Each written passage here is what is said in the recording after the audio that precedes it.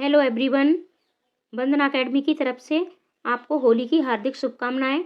आशा करती हूँ कि आपकी अगली जो होली आए तब तक आप एक सरकारी शिक्षक बन चुके हों और अपनी होली बच्चों के साथ मनाएं। यानी आगामी होली आपके लिए बहुत मंगलमय हो, ये होली भी आपके लिए बहुत मंगलमय हो और आगामी जो भी होली आए तब तक आपका सीटेट भी क्लियर हो चुका हो और आप चाहे बीपीएससी हो, केबीएस हो, यूपी सुपर टेट हो, यानी कहीं ना कहीं आपको अवश्य जॉब मिल जाए और आप एक सरकारी टीचर अवश्य बन जाएं, अपने माता पिता के सपनों को साकार करें। ठीक है, ये मेरी शुभकामनाएं हैं आपको।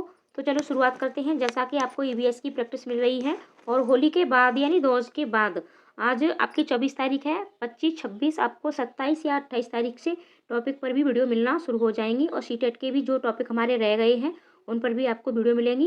यानी टॉपिक पर वीडियो भी मिलती रहेंगी आपको और साथ ही साथ आपको पीवाईक्यू कराते मैं रहूँगी और पूर्ण पेडागोजी के साथ पीवाईक्यू आपको हमारे चैनल पर मिलते हैं। अगर आप चैनल पर नए हैं तो चैनल को सब्सक्राइब भी अवश्य कर लें। तो चलो शुरुआत करते हैं। सबसे यानी हमने 75 यानी 75 तक प्रश्नों को सॉल्व कर लिया था, तो हम यहाँ से 76 से प्रश्नों को देखते हैं। सुषमा चाहती है कि उसके छात्रों को पेड़ों के संरक्षण के लिए संवेदनशील बनाया जाए। निम्नलिखित में से कौन सा ऐसा करने की सबसे उपयुक्त रणनीति है? कक्षा में बहस आयोजित करना, समूह चर्चा, पोस्टर बनाना, बच्चों को एक पौधे को अपनाने पोषित करने में मदद करना। ठीक है, तो इसमें राइट आंसर आपका क्या होगा? राइट आंसर आपका हो जाएगा नंबर 4, यानी बच्चों को एक पौधे को अपनाने और पोषित करने में मदद करना। Helping children to adopt and nature a plant. ठीक है, तो यानी जब बच्चा स्वयं से एक पौधे को अपनाएगा तो वो उसको यानी पूरा उसको वो देखता है, उस पर निगाह रखता है कि कब वो बीज से अंकुर बनता है, अंकुर से फिर पौधा बनता है, पौधे से फिर पेड़ बनता है। तो ठीक है, यानी एक पौधे को अपनाने और पोषित करने में मदद करना। अगला प्रश्न है, अबे ने अपने छात्रों को उन बीमारियों पर समूहों में एक सर्वेक्षण करने के लिए कहा जिनसे उनके पड़ोस के लोग पीड़ित थे। पाठ्यपुस्तक में सर्वेक्षण का उल्लेख नहीं किया गया है। इस शिक्षण अधिगम की रणनीति के लिए कौन सा विकल्प प्रासंगिक नहीं है? यानी ये शिक्षण अधिगम की प्रासंगिक नहीं है, एक विकल्प इनमें से आपका नहीं है। इसने समुदाय के साथ बातचीत करने का अवसर प्रदान किया। ठीक है, जब बच्चे जाके वहाँ सर्वेक्षण करेंगे, ठीक है, तो क्या कहा उसने? बीमारियों पर समूहों में एक सर्वेक्षण करने के लिए शिक्षक ने कहा, तो ये समुदाय के साथ बातचीत करने का अवसर प्रदान किया। ये आपका राइट हो गया। ठीक है, इससे बच्चों को वास्तविक जीवन के साथ सीखने में मदद मिली। ठीक है, ये भी आपका राइट है क्योंकि जब बच्चे सर्वेक्षण करेंगे, समुदाय में जाएंगे, उनसे बातचीत करेंगे, तो ये क्या है कि वास्तविक जीवन से, ठीक है, यानी रियल लाइफ से कनेक्ट होते हैं बच्चे। इसने बच्चों को डेटा हैंडलिंग समझने और एक साथ काम करने में सक्षम बनाया। तो ये भी आपका ठीक है। ठीक है, यानी ये तीनों आपके सही हैं। तो ये तीनों सही है, तो हमसे नॉट पूछा है, नहीं पूछा है। ठीक है, ये नॉट है आपका। तो हमारा राइट आंसर क्या हो जाएगा? ये तीनों हमारे गलत हो जाएंगे और राइट आंसर हमारा हो जाएगा नंबर 4, यानी इससे समुदाय को इन बीमारियों को समझने में मदद मिली जिनसे वे पीड़ित थे। अगला प्रश्न है, आपातकालीन परिस्थितियों के बारे में बात करने के लिए प्रिया ने बच्चों के अनुभव पूछे जब उन्हें कभी आपात स्थिति का सामना करना पड़ा। बच्चों ने आग, बिजली के झटके और सड़क दुर्घटनाओं के साथ अपने अनुभव सुनाए। उन्होंने प्रश्न पूछे, उनकी मौजूदा समझ का आकलन किया और समाचार पत्रों से सड़क सुरक्षा विज्ञापनों जैसे संसाधनों का उपयोग करके सुरक्षा पहलुओं पर चर्चा की और क्रम से आग और बिजली के झटके पर सुरक्षा दिशा निर्देशों पर चर्चा के लिए एलपीजी और इलेक्ट्रिक बिल का इस्तेमाल किया। प्रिया द्वारा अपनाया गया सबसे उपयुक्त दृष्टिकोण कौन सा है? यानी उसने कौन सा दृष्टिकोण अपनाया है बच्चों से? जैसे आपातकालीन परिस्थितियों के बारे में उनसे उनके अनुभव पूछे हैं, बिजली के झटके हैं, सड़क दुर्घटना है, तो यहाँ बच्चों ने क्या है? अपने अनुभव सुनाए। बच्चों ने क्या किया है? अपने अनुभव सुनाए। फिर उन्होंने प्रश्न भी पूछे हैं। ठीक है, तो उनकी मौजूदा समझ का आकलन किया। अब यानी टीचर ने प्रश्न पूछे हैं और उनकी जो समझ है उसका आकलन किया है। तो क्या आपका संज्ञानात्मक दृष्टिकोण है, अनुभवात्मक अधिगम दृष्टिकोण है, अन्वेषण दृष्टिकोण है या मानवतावादी दृष्टिकोण है? तो राइट आंसर आपका क्या हो जाएगा? राइट आंसर आपका हो जाएगा नंबर 3, अन्वेषण दृष्टिकोण यानी इंक्वायरी। अगला प्रश्न है, समुदाय एक महत्वपूर्ण शिक्षण और अधिगम संसाधन है क्योंकि? यानी समुदाय एक महत्वपूर्ण, ये क्या है? शिक्षण भी है, यानी ये शिक्षण का काम करता है एक शिक्षण विधि भी है और अधिगम का संसाधन है, यानी अधिगम में एक संसाधन का भी काम करता है। ये सस्ता और सुलभ है। बुजुर्ग लोग बुद्धिमान है और उनके पास समय है।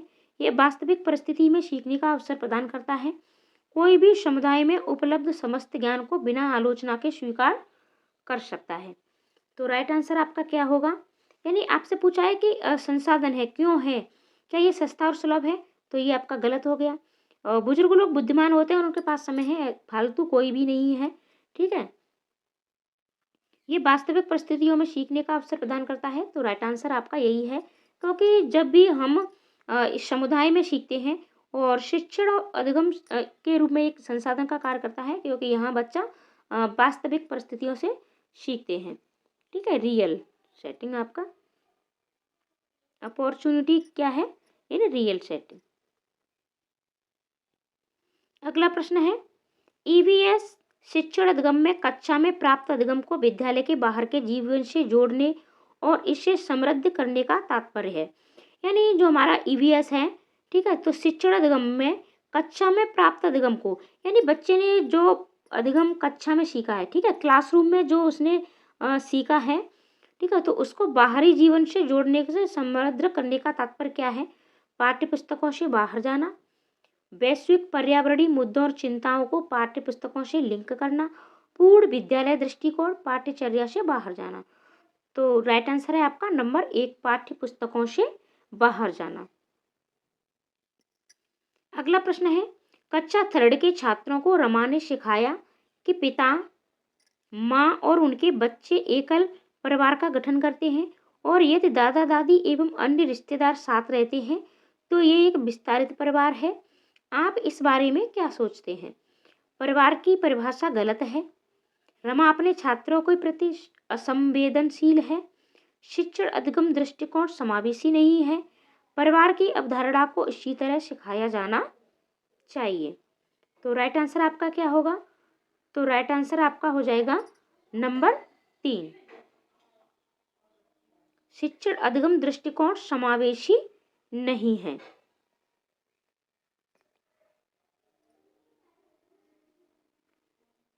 अगला प्रश्न है, निम्नलिखित में से कौन सी ईवीएस कक्षा में गतिविधि है या गतिविधियां हैं? यानी आपको एक्टिविटी बतानी है। चित्र पढ़ना, फील्ड भ्रमण, श्यामपट्ट का प्रयोग, उपर्युक्त सभी। तो राइट आंसर है आपका उपर्युक्त सभी, यानी चित्र पढ़ना, फील्ड भ्रमण और श्यामपट्ट का प्रयोग, ये सभी क्या है? कक्षा की गतिविधियां हैं। तो राइट आंसर आपका हो गया नंबर 4। पर्यावरण अध्ययन पाठ्यक्रम बच्चों की समग्र शिक्षा का कारण बन सकता है यदि यह है एकीकृत, समावेशी, विषयगत, उपर्युक्त सभी। तो राइट आंसर आपका हो जाएगा नंबर 4, उपर्युक्त सभी। क्योंकि एकीकृत यानी पर्यावरण अध्ययन है को आपको क्या करना है? एकीकृत करके पढ़ाना है। एनसीएफ 2005 आपका क्या कहता है कि पर्यावरण अध्ययन को आपको दूसरे, ठीक है, दूसरे सब्जेक्टों के साथ एकीकृत करके पढ़ाना है। समावेशी शिक्षा की भी बात की गई है और विषयगत भी होना चाहिए। तो राइट आंसर आपका हो गया नंबर 4। अगला प्रश्न है, ईवीएस पाठ्यपुस्तक में सपेरों पर एक अध्याय है। इसका उद्देश्य बच्चों को जागरूक करना और संवेदनशील बनाना है कि यह एक अवैध कार्य है। सपेरों के लिए क्योंकि बच्चे इन दिनों अक्सर उन्हें नहीं देखते हैं कि सपेरे सांपों को नुकसान नहीं पहुंचाएं और उन्हें आजीविका से वंचित करने में पहले विकल्पों को प्रदान करने की आवश्यकता है कि पशुपालन आजीविका का अच्छा स्रोत है। तो राइट आंसर आपका हो जाएगा नंबर 3। ठीक है, राइट आंसर है आपका नंबर 3 कि सपेरे सांपों को नुकसान नहीं पहुंचाएं और उन्हें अपने आजीविका से वंचित करने से पहले विकल्पों को प्रदान करने की आवश्यकता है। यानी उनको नुकसान पहुंचाने से पहले आप अन्य विकल्प भी हैं आपके लिए आजीविका के, आप उन्हें अपना सकते हैं। ठीक है, अगला प्रश्न है, विद्यालय में मिड डे मील के समय के लिए कौन सा सबसे प्रासंगिक है? शिक्षण अधिगम के साथ इसका कोई लेना देना नहीं है। यह ईवीएस शिक्षण अधिगम के लिए एक अच्छा शिक्षण अधिगम का अवसर है। ये उन बच्चों के लिए है जो विद्यालय में खाली पेट आते हैं। ये शिक्षण निगम के लिए बहुत ही मूल्यवान समय को बर्बाद करता है। ठीक है, तो ये समय को भी बर्बाद नहीं करता है और ये सिर्फ उनके लिए नहीं है कि ये बच्चे खाली पेट आते हैं। ठीक है, लेकिन आपको क्या करना है कि यानी सबसे प्रासंगिक देखना है। तो ये ईवीएस शिक्षण निगम के लिए एक अच्छा शिक्षण अधिगम का अवसर है। या शिक्षण अधिगम से इसका कोई लेना देना नहीं है, ये भी आपका गलत हो गया। जब बच्चे स्कूल में भोजन करेंगे तो इसका कहीं ना कहीं अधिगम के साथ इफेक्ट अवश्य होता है। ठीक है, तो राइट आंसर आपका हो गया नंबर 2। यानी ईवीएस शिक्षण अधिगम के लिए एक अच्छा शिक्षण अधिगम का अवसर है। आप इसे एक संसाधन के रूप में प्रयोग कर सकते हो, एक अवसर के रूप में ले सकते हो शिक्षक होने के नाते। जैसे आप बच्चों से भोजन की विविधता, आपके जो सीटेट में ईवीएस है तो उसमें आपकी जो थीम है, ठीक है, जैसे परिवार है, भोजन है, पेड़ हैं, जानवर हैं, इस तरीके से आपका भोजन भी है, इस थीम में आपका भोजन भी शामिल है। तो ये क्या है, ईवीएस शिक्षण अधिगम के लिए एक अच्छा शिक्षण अधिगम का अवसर है। अगला प्रश्न देखते हैं, पर्यावरण अध्ययन के संदर्भ में बोझ के बिना सीखना क्या बताता है।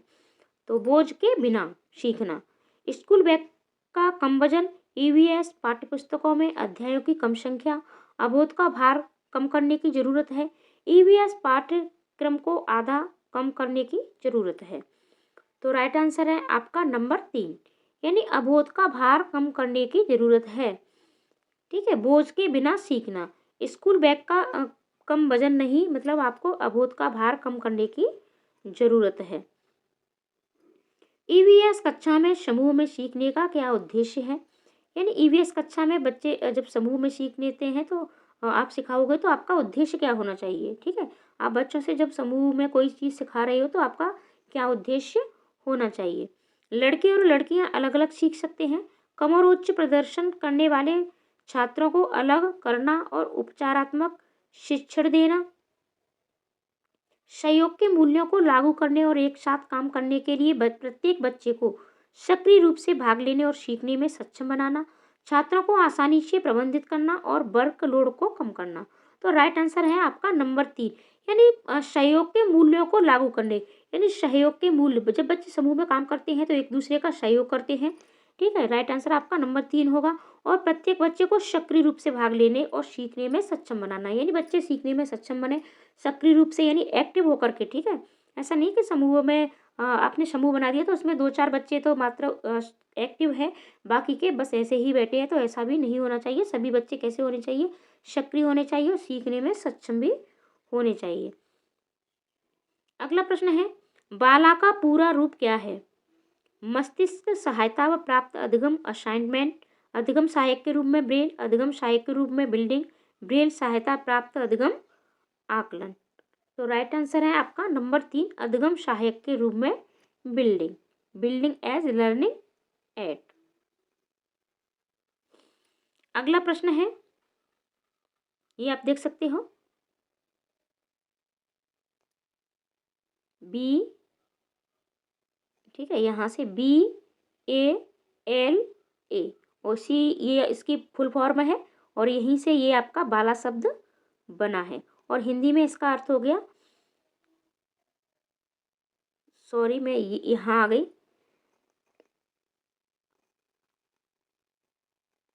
ये BALA, ठीक है, BALA यानी बाला। वैकल्पिक ढांचे का क्या अर्थ है। विभिन्न भौतिक घटनाओं का पाठ्यपुस्तक स्पष्टीकरण, विचार जो अवधारणाओं के औपचारिक रूप से स्वीकृत स्पष्टीकरण से अलग है। वर्तमान में वैज्ञानिकों और सामाजिक वैज्ञानिकों द्वारा आयोजित विचार, सभी विचार जो दृढ़ता से बच्चों द्वारा अर्जित किए जाते हैं। तो वैकल्पिक ढांचे का क्या अर्थ है। ठीक है, तो राइट आंसर आपका क्या है, राइट आंसर है आपका नंबर 2, यानी विचार जो अवधारणाओं के औपचारिक रूप से स्वीकृत स्पष्टीकरण से अलग हैं। अगला प्रश्न है, महिलाएं पुरुषों की तुलना में कमजोर हैं, यह एक डैश है।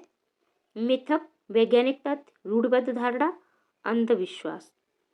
ठीक है, तो राइट आंसर है आपका नंबर 1, यानी ये एक मिथक है, यानी एक धारणा बना ली गई है और ये बिल्कुल मिथक है कि महिलाएं पुरुषों की तुलना में कमज़ोर होती हैं। ठीक है, और इस तरीके की जब ये पूछा है कि ये क्या है और ये क्या है कि यानी जब अ, हम लिंग भेद करते हैं तो यही हमारी रूढ़िबद्ध धारणाएं बन जाती हैं। तो ये आज के आपके प्रश्न थे। ठीक है, और ईवीएस की पीवाईक्यू आपको डेली मिलती रहेंगी, तो चैनल को सब्सक्राइब भी अवश्य कर लें और वीडियो को शेयर भी कर दें। मिलते हैं अगली वीडियो में, और होली के बाद आपको टॉपिकों पर भी वीडियो अवश्य दी जाएंगी। सारे सब्जेक्टों की तैयारी आपको बिल्कुल फ्री में कराई जाएगी। मिलते हैं अगली वीडियो में, आज के लिए इतना ही। धन्यवाद। हैप्पी होली।